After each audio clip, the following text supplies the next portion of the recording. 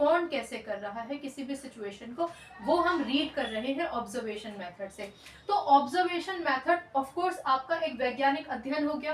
क्यों वैज्ञानिक अध्ययन हो गया? क्योंकि कई बार ना आप एक चेकलिस्ट बना लेते हैं, चेकलिस्ट समझते हैं ना, एक पूरा टेबल बना देते हैं जिसमें हम लिख लेते हैं, कई कई बुलेट पॉइंट्स लिख लेते हैं। व्यक्ति घबराया, उसकी हार्ट बीट बढ़ गई, वो कितनी देर कंसोल करने के बाद शांत हुआ, या नॉर्मली ही शांत हो गया, या उसने मुस्कुराकर किसी बात को टाल दिया, या फिर वो एग्रेसिव हो गया। ये दुनिया भर की जितनी भी चीज़ें हैं, आप ये मान के चलिए कि इंसान के बिहेवियर बहुत ब्रॉड है, मैंने तो सिर्फ कुछ बातें बताई हैं।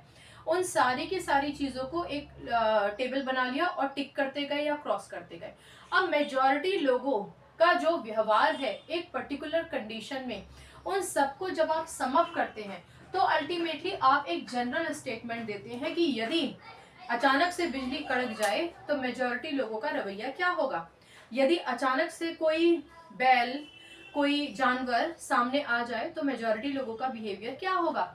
अगर अचानक से क्लास में कह दिया जाए कि आज सरप्राइज टेस्ट है तो क्या बिहेवियर होगा। अगर अचानक से उनको कहा जाए कि चलो आज तो हम तुमको बाहर लेके चलते हैं, खेलेंगे, बच्चों का बिहेवियर क्या है। और ये बिहेवियर नोटिस करना क्यों ज़रूरी है? क्योंकि आप एजुकेशन डिपार्टमेंट सर्व करने की पढ़ाई कर रहे हैं।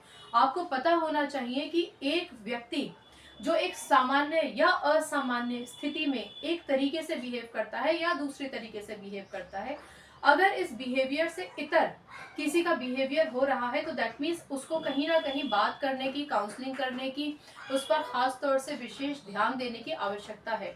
ये आवश्यकता सामान्य बच्चों के लिए तो होती ही है, जनरल बच्चों के लिए, लेकिन जो किसी पीड़ा से जूझ रहे हैं, मानसिक विकार है, कोई थोड़ा स्लो लर्नर हो गया है। वैसे मुझे पर्सनली स्लो लर्नर वर्ड बिल्कुल नहीं पसंद है, लेकिन ये वर्ड इस्तेमाल किया जाता है, इसलिए आपको समझाने के लिए भी कर रही हूँ।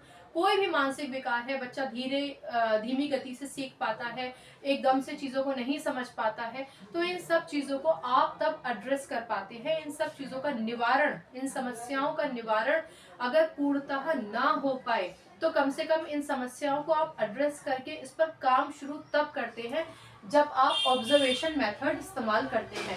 हम जितने भी टीचर्स हैं, ऑब्जर्वेशन हमारा होता ही है।